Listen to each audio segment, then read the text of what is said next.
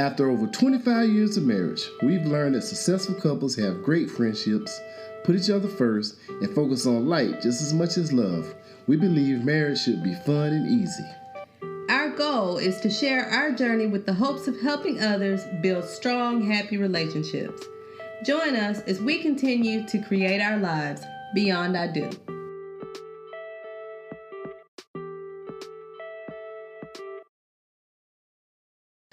Hey y'all, I'm Byron. And I'm Margaret, and we'd like to welcome you back to the Beyond I Do podcast.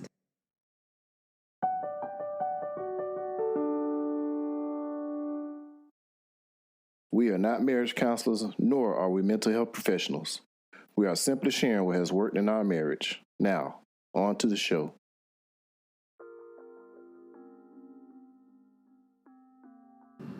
A quote from the website marriage.com states, "The greatest marriages are built on teamwork, mutual respect, a healthy dose of admiration, and a never-ending portion of love and grace." In this episode, we'll discuss some things that can interfere with marriage and how to avoid them. All right, so up first is family and friends influence. Oh, we talk about this all night. We certainly could. But we ain't gonna do that though. We are certainly not. All right, now I know we said this before, but you got to consider the source. Whether if it's a parent, grandparent, aunt and uncle, you have to consider the source. It's so important to make sure that the people that you get relationship advice from or that you look to as your role models in a relationship, look at their relationship. Exactly. I think that it feels so anti-relationship right now. Yeah. And I think that was one of the things when we started the podcast. That was one of our things is that we're happy and we feel like we value our relationship and we want others to experience that. Mm-hmm. And there's so much anti-relationship stuff that's out there. You get advice from people telling you, leave the person or, I wouldn't accept that. But then if you think about the person who's relaying that information to you, sometimes they don't have the healthiest relationships themselves. So definitely consider the source in their relationship. You have to look at if they're quick-tempered. Sometimes quick tempers cause haste decisions in the heat of the moment, and look at their past, look at the relationships they've been in, and if their relationships are stable or whatnot. And side note, do that for self also. Yes.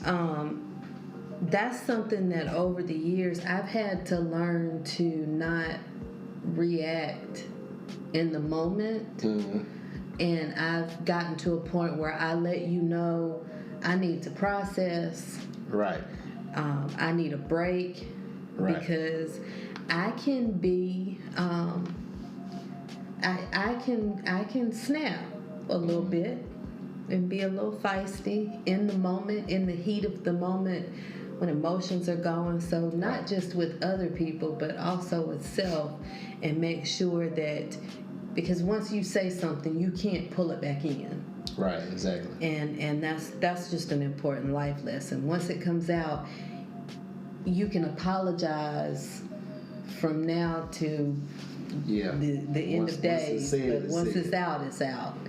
And that's something that you can't undo. So one of the things I wanted to basically one of the points that I wanted to bring out was, consider who you're listening to, even though it may be a family member that you've looked up to for all your life. They may have had a great effect on your life. You probably have a lot of admiration for this person, whether it be a parent or grandparent, cousin, brother, whoever it is. And my take is you always have to consider the source, and you think about them as an individual. Now I use the analogy. You know, I always go back to car analogies because, you know, that's my thing. If you have a BMW and you're having engine troubles, you want to take it to a BMW mechanic. Doesn't necessarily have to be the dealership, but a BMW mechanic. You don't want to take it to a mechanic that knows about Toyotas. If he specializes in Toyotas, he can't tell you anything about a BMW. And that's how you have to look at family and friends. You know, if you have a relative that suck at relationships or hadn't held down a long-term relationship in years for more than 5 years or whatever, and you're going on 20 years of marriage, why? I mean, and I'm not saying that you can't take any advice from this individual, but, you know, when you get advice from people, you know, just guard it. Look at it, examine it. Consider the source. Yeah. And don't, you know, just blindly follow everything that someone tells you. Because a lot of times you can have a situation where that family member or friend or whoever could be jealous of you. Right. And you over there exceeding in your relationship. And they don't have a relationship that's been successful, so they may be a little jealous, so they may try to, you know, put a little touch to it in there and kind of make you look at your spouse in a negative way or whatever. So Right. They take something and twist it, or even you know, like blow something out of proportion that may not be a big deal to you, but that's like something, because misery loves company, and that's a cliche saying, but it is cliche because it is true. And misery loves company. The last thing you want around you when you are a miserable person is happy people. You don't want to see the happy people. So, and there was a recent situation with singer Tyrese and his ex-wife. She was listening to some other people tell her some things, and she left the man, I think while he was out of town, if I'm not mistaken. And he came home, all the stuff was gone, and everything like that. And she recently did a podcast about a month or so ago, and talking about how she regretted leaving. She listened to outside influences. Now, after that, he came back and he said that basically she was clout chasing because of her comments. But the part that we kind of drew from that was her saying that these outside influences got to her. And for us, that's something that we have worked very hard to protect our relationship from outside influences. So, you know, you keep your issues, you keep these major issues to yourself, or you share them only with a small group of individuals who you have trust in, and you understand that they want what's best for you. For me, therapy has been eye-opening, and that has been a safe space for me to be able to discuss certain things. And I say for me because I am the make something out of nothing person. I am the overthinking, over-analytical. So I know how your brain works, but I still will go down a rabbit hole of, well, what did he mean? Or what is he thinking? Or what is he... So therapy has given me a space to kind of debrief and discuss those things. I have a very, very small circle of close friends, and those close friends I trust with whatever I share with them, and I trust that they have my best interest at heart. And so I can go to those individuals. But when I say small, I mean small. Yes, In yes, fact, yes. it's probably more triangular than Right. circle because Right. it's very small. I don't trust a lot of people, period. So definitely not with the ins and outs of my relationship Yeah. in a way that it could skew my thinking. Because I want to make sure that you are first, and that's the first thing is that if there's an issue, I'm going to come to you first. And if I need to go outside of you, if I need to process things outside of you, then I have therapy and I have my little small gang of friends. Yeah, and you know, another thing is if there are family and friends, I'll say there are family members. You know, I know in the beginning we had some issues over time with different family members, my family in general, and you know, of course, you try to do things accordingly. When it comes to, you know, being around family at different events and things like that. And I know there are some events that, you know, we had to make a decision to say, okay, I'm not going to make you go to be around this individual because I know they're going to be there if that individual is a hindrance to you or a hindrance to your emotions. I'm going to be with the other family, but I'm not going to make you go. You know, if you decide to go, I'm going to do my best to keep you away from that individual, so to speak. You know what I'm saying? And not make you be in that situation, or not make you go. Not make you go. Make you know. me. Right. Well, you know, I mean, just speaking in general, some couples, you know, they'll have that thing where If it's a family function, so we have to go together. Yeah, we don't have to go. Right. You know what I'm saying? Right. And don't feel pressured if you have to make that decision. You know. That and for and there again, you tend to be more even and secure in things, and so for me. There were times that I went to different events that I really didn't want to go to, Right. because my thinking was I didn't want to disappoint you, and not necessarily because a specific person would be there or what have you, but just because I am very introverted and sometimes I get over peopled. And I just don't want to be around people. And I did not understand that in the beginning because I'm the opposite. So you know, to me, it's like no big deal. You just go sit chill. Even if you don't want to talk to anybody, you find one person to sit and talk to, and then you just be as it may. And I didn't understand that for a long time. And so even.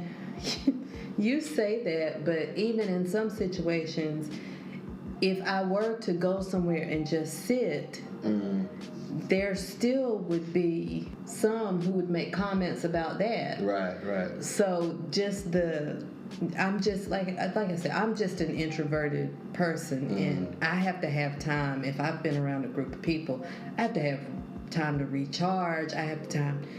Reset. If I've been doing something where I am mentally checked in all day, 9 times out of 10, I'm not going to want to be around a lot of people. So we had to get to a place where we could understand, you know, I'm not feeling like being around people, but that doesn't mean you don't go. Right. Because that can cause resentment. And so I don't want that to happen. And then if I go just to satisfy or pacify you, that creates resentment. Level of resentment. Yes. It just made me think about a guy I used to work with when I was at the mill in another department, and he was a pretty young fellow. Hell, I was young then, but he had just got married. And some things happened between him and his in-laws before they got married. And one of the rituals that they did when they were dating is they would always go to his mother-in-law's to have dinner on Sundays or whatever, particularly Sunday, Monday, whatever. And he hated to go. He didn't like going. And so, it was like expected to him to be there regardless of what was going on. And I was like, well, man, I mean, at first I was like, we'll just go there and just tough it out, whatever, go along to get along. But then when he told me some stuff that was said about him, that wasn't supposed to get to him, and I was kind of like, he was like, well, how am I supposed to go sit around these people and knowing that they said this about me? And I said, you know what, you're right. I said, now it's up to you and your wife to discuss that and figure out if you need to be in that situation or not.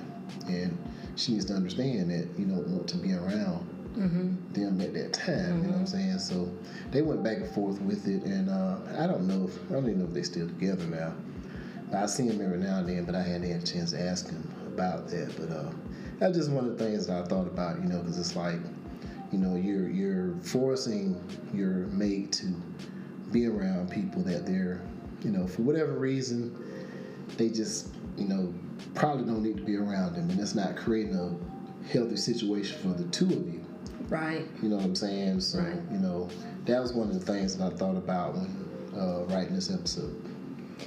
And most importantly, and we go back to this all the time, you focus on your partner and what works best with you and your partner. Yep. And so for us, we had to get to a point of understanding that this has nothing to do with you and I.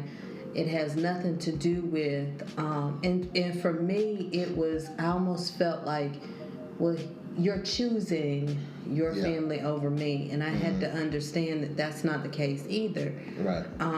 But the mutual respect for each other and for our relationship. So in those situations where there might be a function that you go to and I don't go to, you're not there allowing someone to question my whereabouts or why I'm not there. You simply, well, she didn't feel like coming, and you keep going. Yeah. And so that's the type of thing you don't allow those things to seep in during those times. You don't allow those individuals to say those things or to disrespect that union.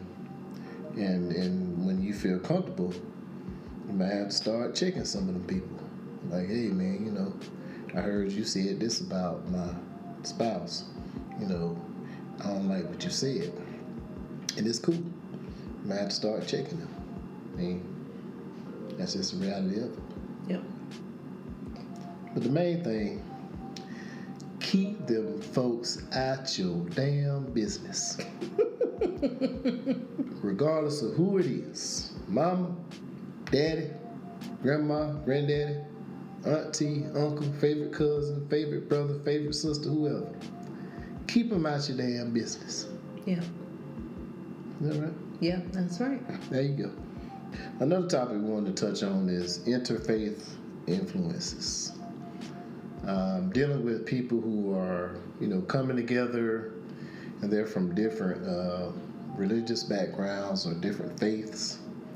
One of the common terms that we utilize is being unequally yoked. There might be one person that has one faith, maybe Christian, and the other partner that's Muslim or, Buddhist, what have you, or maybe doesn't even have a faith at all, Or practicing religion. So, yeah.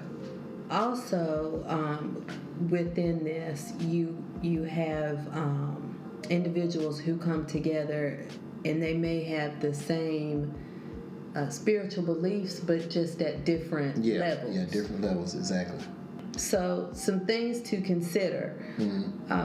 discuss these things early in your relationship.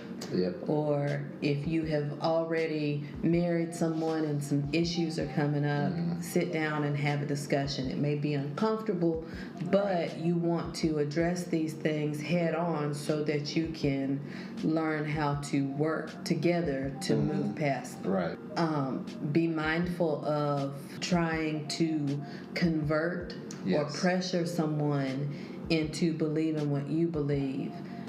I think we've been fortunate in that our beliefs have kind of matched. I really think that because we were young, a lot of things have worked in our favor because we were young and we've grown together. We've grown up together. And so... And every step we took faith-wise was together. Right. We weren't scared to break away from our traditional family church homes and find our own. That was one of the first steps we did. It was like, let's find our own church and then we'll go from there. And when we started learning under sound teaching, we got up under that type of ministry. You know what I'm saying? And we came to these times together. Right. So we grew. So there wasn't that push. Some families may have to deal with, I was raised Catholic, and I want my children to be Catholic, and another person might be raised Protestant or Baptist or whatever. Be like, I want my children to be raised Protestant or Baptist. So we didn't have to deal with those issues, but those are the type of things that may need to be discussed before you decide to join a union with one another. Or how to balance those things. We also, when it came to our kids, we've been pretty open-minded with a lot of things. So when it came to our kids, there wasn't a push for raising our kids a certain way. Yeah. It was whatever is going to make you be the best version of you. Right. And that's still, to this day, we support them with that. And as adults. And just like us, those little adults, they make poor choices sometimes and have to deal with those consequences. Exactly. But they are making their own decisions. They can't look back and say, well, it's because you told us we had to do this or we had to do that. Right. So we were open with them exploring other faiths and things along that line. Right. I think that with faith and religion is so important to be open-minded.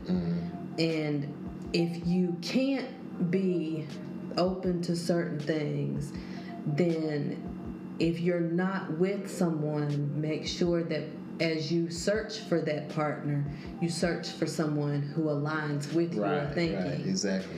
And if you are with someone and you are married to someone and you love that person and you want it to work, but your beliefs are not lined up, then that needs to be motivation for the two of you to work together to find some type of compromise. But we focus on being open-minded and accepting to people, and so that's something that we, with the kids and everything, and I think that has helped us as we've grown spiritually in our journey. And how we've been able to maintain peace with each other as we grow. In that way. Definitely. And another thing that could probably happen even when people are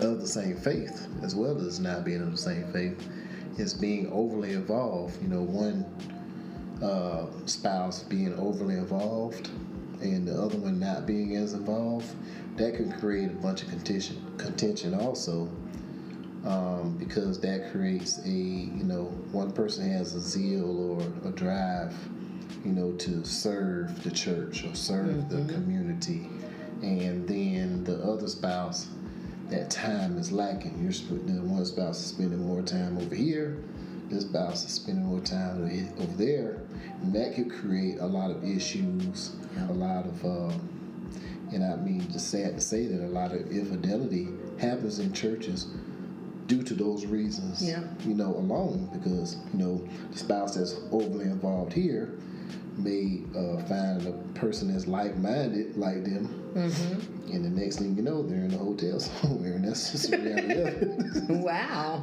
You know what I mean? It happens. That escalated quickly. I mean, it happens. This is the reality of it. Well, the spouse that's not involved, but they're just like, well, they're spending all this time in the church all the time, so I'm going to go over here. So, so you got infidelity on both sides. All right. And that brings us to a third issue. And prior to going into this issue, this is a mature segment. Right. This is a disclaimer. This is a warning that we are about to discuss a mature topic. PG-13 to R. Yes, we are going to rated R. So, a third area that could create concerns, if not put in check, would be sexual expectation. Yes, definitely. So, in doing the research in this, some information has been put out there, and we were talking about this the other night. Yeah.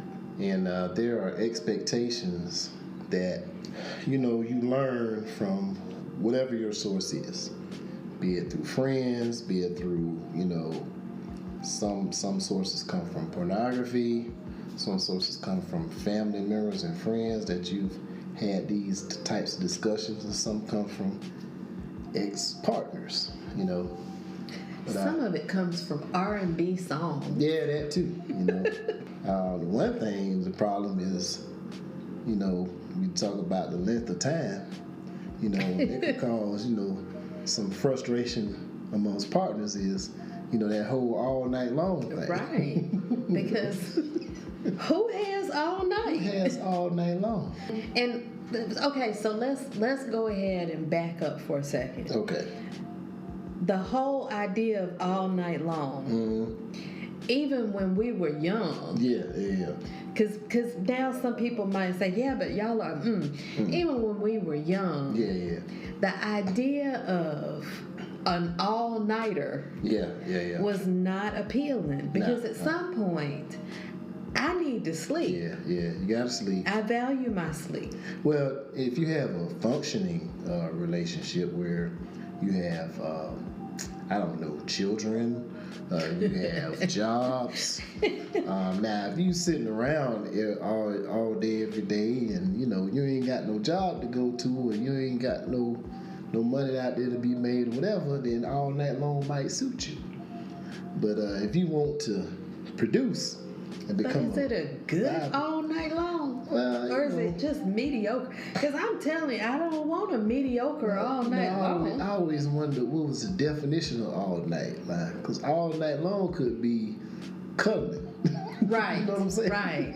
Well, all night long could be, right, because you have get the in before, one time, right? You have the rest before, a little bit, during, get and in after. another time, So, then rest a little bit, Maybe, yeah. But that just still not realistic. It's not realistic to expect that you're gonna maintain that through the entirety. And then so there again, and with each of these, we'll go back to this same point, because whatever works for you and your partner. Whatever works for you. But let's say that one partner is in fact all for the all-nighter. Whenever possible. So then if the other partner is not, then there needs to be a conversation as to when we can have the all-nighters. Yep. Maybe we'll do an all-nighter, I don't know, once a week or once every other week. Once a month, whatever. Something. So that the all-nighter person can get what they want, but then the other person can sleep. Yeah. So we got to get rest. Right. And that goes along with the frequency. Yep. Now, You can't do it all night, 7 days a week, if you are a functioning member of society. That is the reality of it. I don't care who you are. I don't care what kind of stamina you got. And you can talk to me till you blue in the face. Well, hey, I take this and I take that, but you ain't doing that, brother. well, I'm not gonna say that because maybe somebody is. However, they ain't working, and they ain't doing a good job if they are working. no, if they're not all night every night, man. Oh, But you'll go there sleep half the time. at any rate, the frequency of times. Now, we're going into this and we're making light of it, but these are things that an intimacy issue within a marriage, I mean, that can grow into something so much bigger. Yeah. Just a minute ago, you talked about the church creating issues where infidelity can occur. But definitely, if there's incompatibility when it comes to sexual intimacy, then you're opening the door for infidelity. And, in lighter terms, what is your sex expectation? What is your sex expectation? What do you expect? And it should be discussed and talked about because, we've seen online recently where people are post, well, I like it, but my mate doesn't like to do this or like to do that, or they expect this every time, and there's a certain level of pressure. And if people are not communicating these things about what they like, or to communicate as far as like, well, I might like this, but I don't need this all the time. Right. And one person is expecting this, and they may, you may be able to negotiate and say, okay, well, maybe we'll do this part on weekends. Right. We can spend the time, and then maybe we can, maybe shorten our time so that we both get what we want. We can rest, we have fun, and then you can start creating that frequency that you may be lacking. And it sounds so, it sounds like robotic and maybe a little bit clinical, but at the same time, you want to be able to have open, honest discussions about these things. Yep. Because if not, all it takes is a little crack. Yep, a little crack. And that little crack can grow and open up.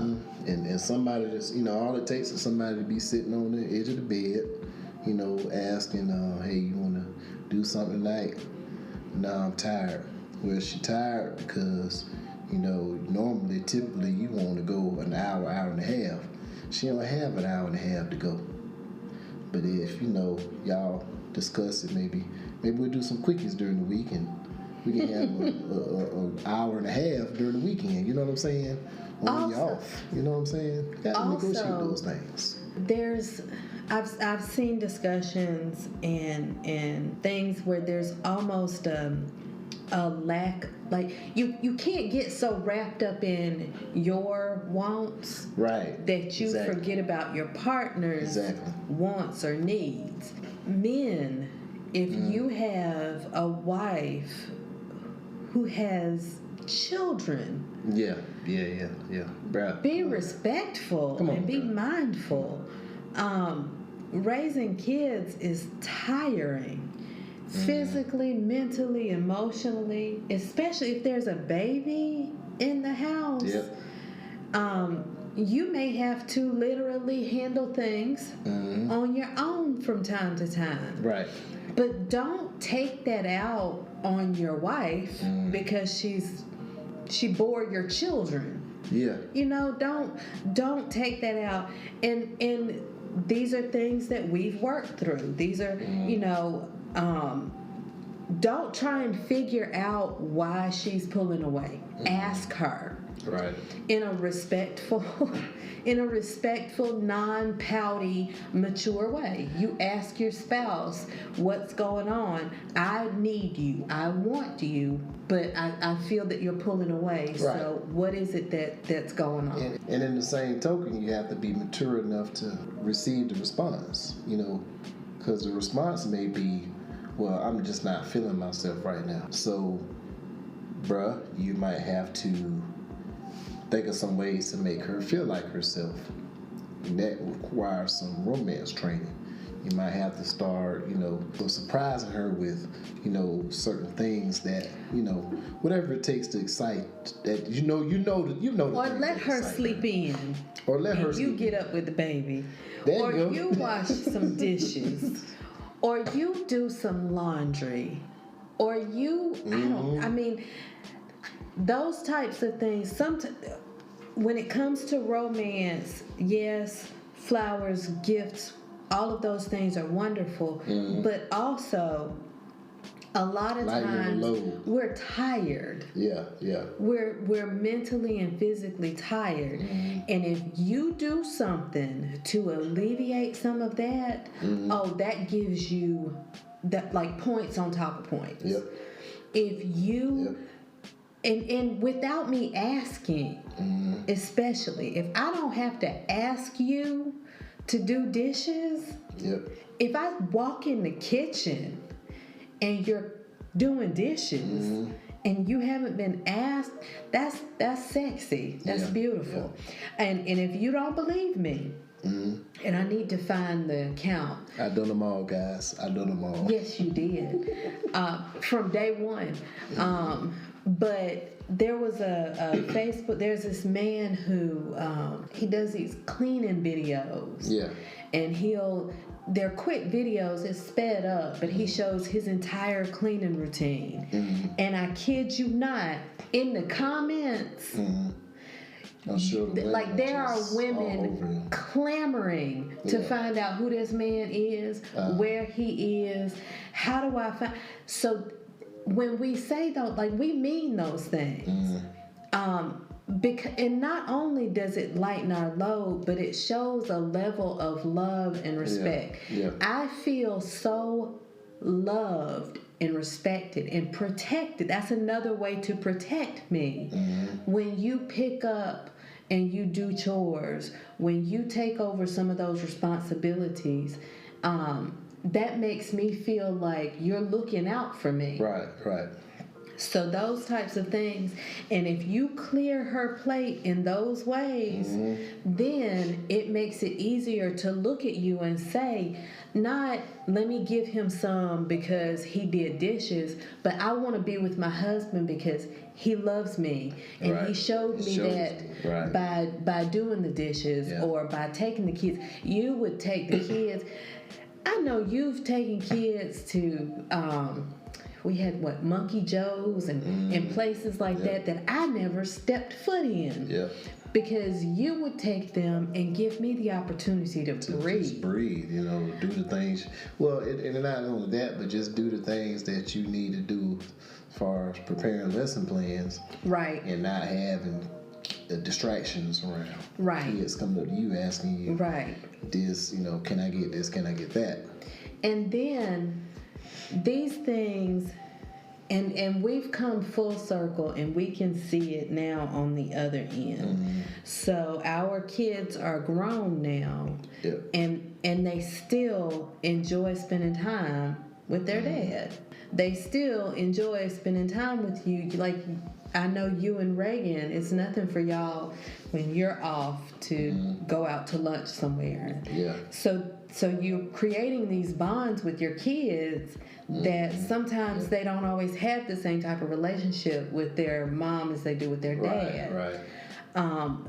And that's attractive and appealing to me, to see you as a dad and to see how your kids are and how they love and trust you because you've put forth that effort in that relationship. That is sexually attractive and it makes you appealing.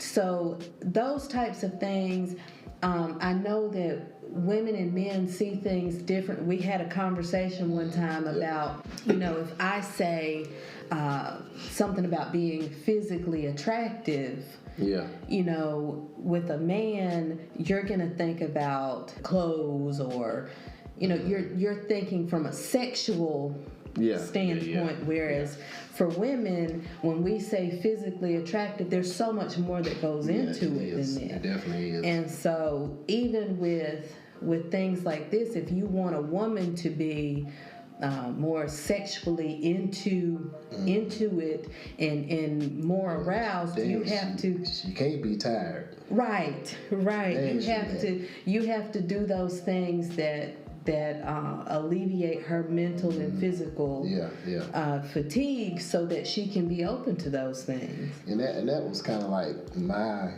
take on things. Is I was like, well, whatever I could do, if especially if I'm not doing anything, whatever I could do to ease or to make life easier for you in that time, I knew that was creating intimacy for us, so that, I always thought, well, I wanted to be in your mind, so you'd be like, well, when I'm asking you on the time where you might be tired, you might be like, well, you know what, he does take care of me, so, I go ahead and I'm going to take care of you. What I'm saying? I'm going to take care of you. So, it's KISS. Keep it simple, stupid. All right, brothers? And you'll have happiness in your relationship, and you ain't got to worry about going out there getting no side chick that you can't please either. Eventually she gonna want first dibs and more, you know what I'm saying? So let's be realistic about this thing. But remember, sex expectation is my word. Whatever. I can say. One thing you just said, listen to your significant other. I'm not even going to say listen to your woman. Listen to your significant other. Right.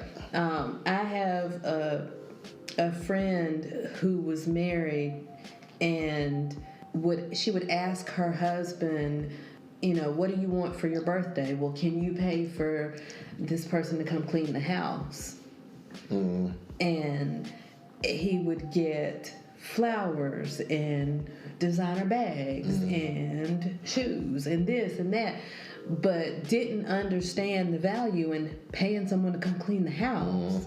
And so listen to your significant other, because if you listen and act on those things, like we're literally giving you the answers.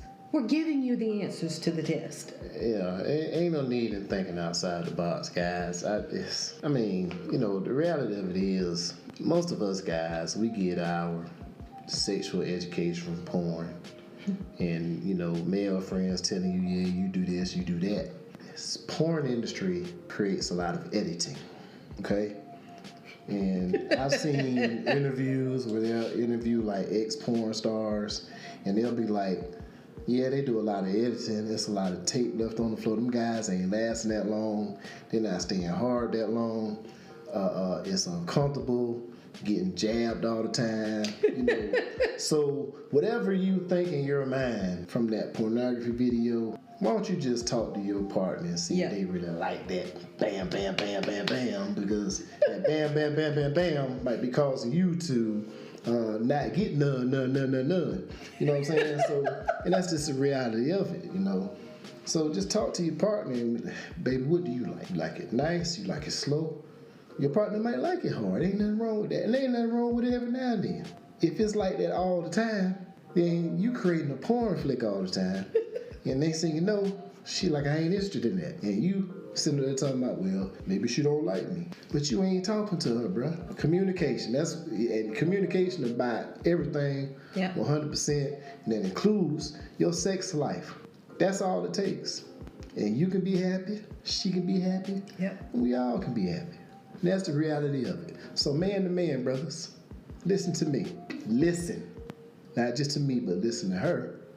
Listen to what she tells you. And then follow suit. Yeah. And you'll make your life a whole lot easier. Anyway. That's right. All right. All right.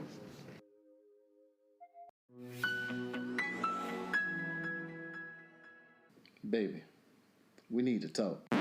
Huh?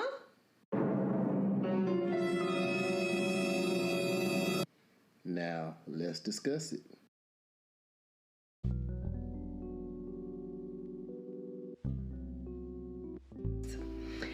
All right, so there was a social media post, if your spouse doesn't rock with somebody, do you automatically not deal with that person too, or is that issue just between your spouse and that person? And we wanted to address that because, for one, I think that we kind of I'm not gonna say our viewpoint is different on this, Right.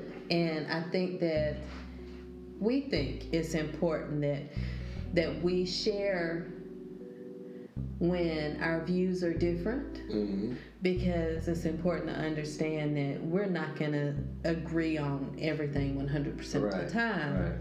Right. But when it comes down to it, everything else aside, it's the two of us. And so for me, this is an easy one for me. If by some chance, because see, that's something that if you don't know us, you may not understand this, but I am married to the nicest, most happy-go-lucky, most friendly individual ever. I ain't all that. He's so jolly. But so if he doesn't like someone, there is something wrong with them.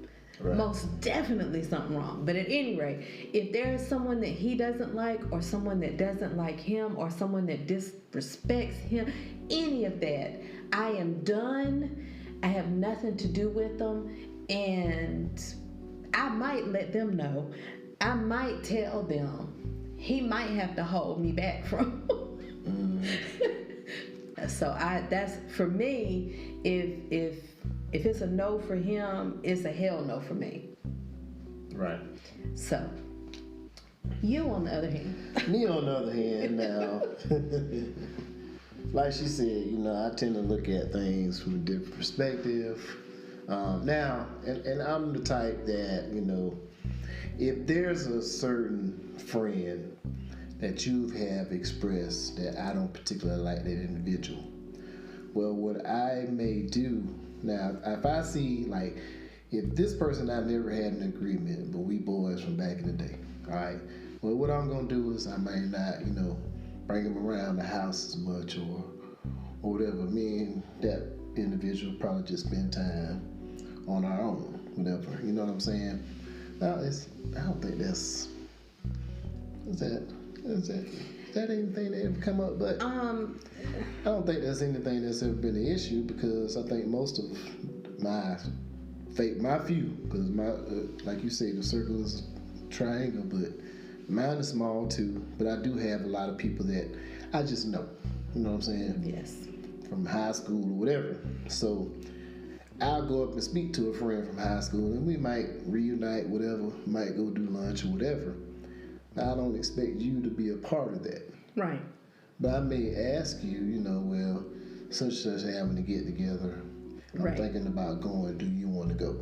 Right. You know what I'm saying? But and if it's somebody who I don't particularly care for, then I am not gonna go. Right. More than likely. And I do my best to keep you, separate of that or whatever. Right. And it's not that, now it's definitely this person did not disrespect you. They just did something that you didn't like. And I understand that, It could be something that they did to a girlfriend or whatever, and you just lost respect for that person. Right. And I get that. That's no problem. You know what I'm saying? But, we had a situation early in our marriage where one of your friends said something that was out of the way. And at first I was like, I don't even want to deal with that person, And you was like, hey, they done. Yep. But eventually, over time, I matured, and I was like, well, that's old stuff. And this person had been to our house, all that stuff. So, I mean, Our house? Yeah, came to the house, I think. Well, did we do lunch with them or something? Maybe we did lunch with them or something. I've been to I thought her they'd been to the parents' house. I thought they'd been to the house. When she visited once. It was something like that. But I know I've been, since then I've been around the person. Right. You know what I'm saying? Right. And it wasn't no hard feelings, so.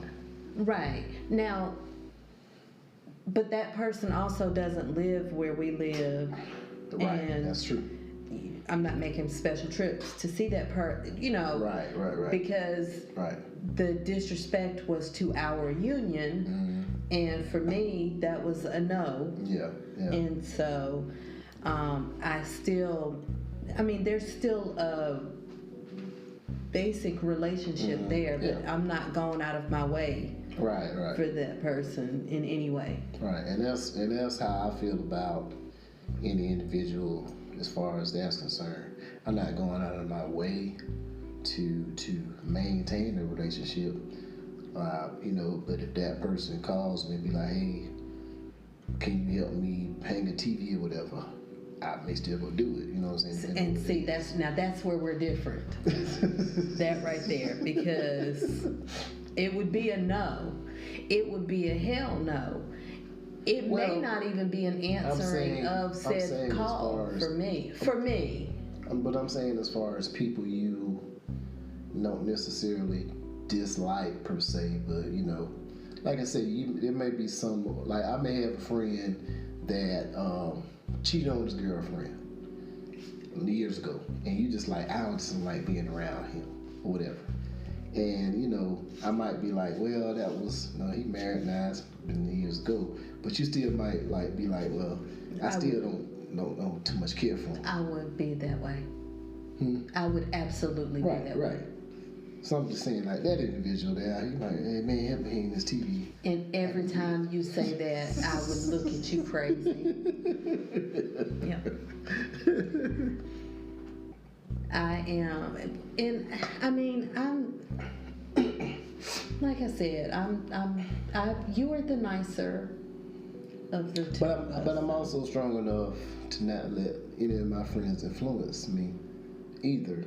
So I'm not like, and I'm crazy or put me in a situation. At the same time, I'm not, if this same person is like, hey man, you come over here and hang this TV with me, and after you're done, I got some. My girl gonna have some friends over.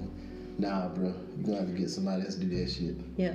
I'm not doing that. I'm crazy. Yep. I'm still a work in progress. That's cool.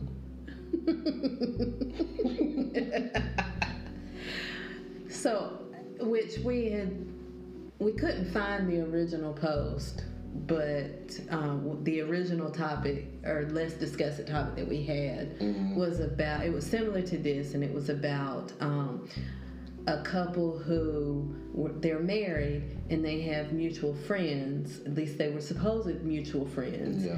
And one of them had been invited to, I think it was the type of thing where maybe the one person was friends with them. Yeah. Then they got married, so they kind of inherited the friendship. And so they're getting married and invited one spouse, but not the other. Yeah. And it was specified that way. Like it wasn't the invitation goes to you and you bring a +1. It was specified that it was only for that person. So would you go to that? Hell no. Okay. Hell no.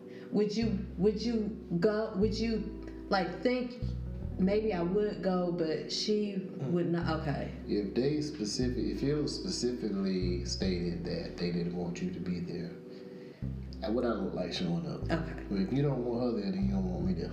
Okay. That's bottom damn line, shit. Yeah. That's how I feel about it. So what do you think I would do if I received an invitation? You wouldn't go.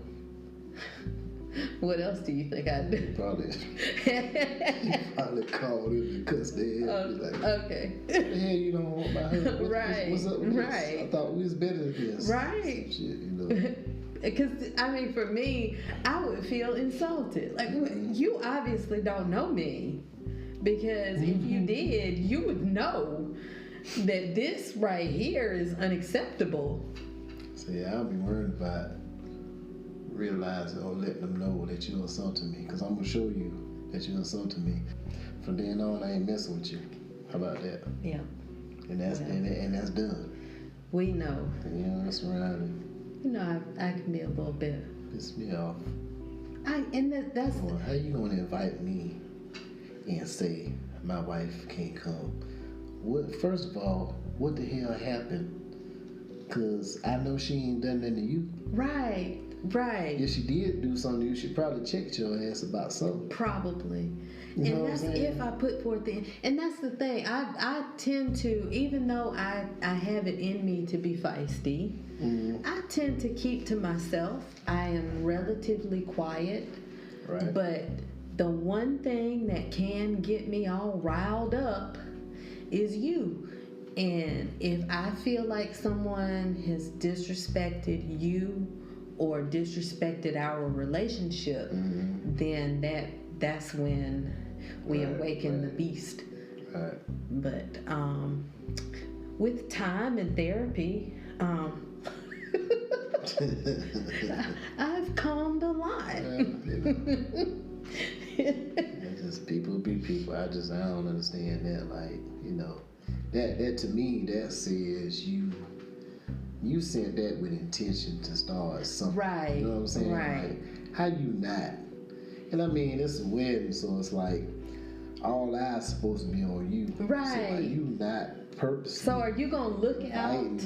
This person's spouse? That means that you had some agenda behind that. Right.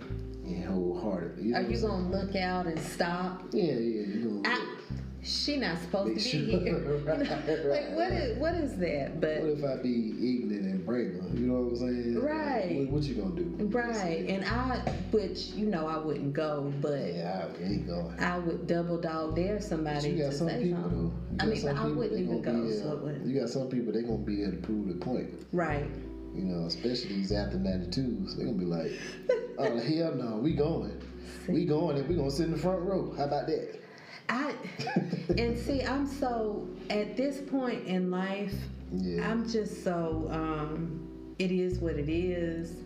Right. And my thing is just to maintain my peace and to enjoy life with you. Exactly. And anything that breaks my peace or that prevents me from enjoying life with you, I don't need it. I don't want it. So that type of thing, and that goes with people and events and anything else. I'm not the type that I feel like I need to make it to everything. So, hey, I just see your pictures on Facebook. That's all. if I ain't unfriended your ass, because you mess around and you don't. You're not gonna. I have unfriended some people now. I have done it. You accept a friend request from anybody. You don't unfriend. But I still have unfriended some people. Okay. I've unfriended some friends' kids that were very volatile in their youth. And I can't follow such and such because all they do is post about cussing and drugs and stuff. That ain't my child. They cool with that, but I ain't cool with that, so I can't see it. So I'm finna unfriend this child. Okay. Meanwhile, you will accept a friend request from any and everybody. Yeah, I got a list of people that they still on there, and then I go through that one day and be like, I ain't taking no friend request from this individual because what we got in common, even though we know a bunch of people. Yeah, but if somebody I went to high school with that, I was cool with, I will accept it. Of course. We may not even conversate with each other at all. We just nosy with each other like that.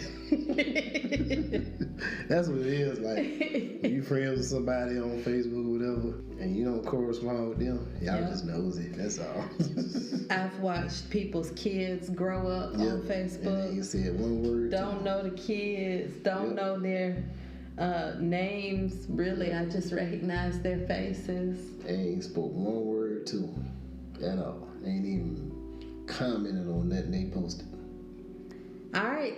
Thank you for joining us on this episode of the Beyond I Do podcast. Please make sure to join us next time. Make sure to follow us on Facebook and Instagram. And coming up January 29th. Mm-hmm. Please make sure to join us on Facebook Live for our special 1-year podcast anniversary. Yep. Special celebration. Woohoo! 1 year. 1 year. As always, till next time, we will holler at y'all.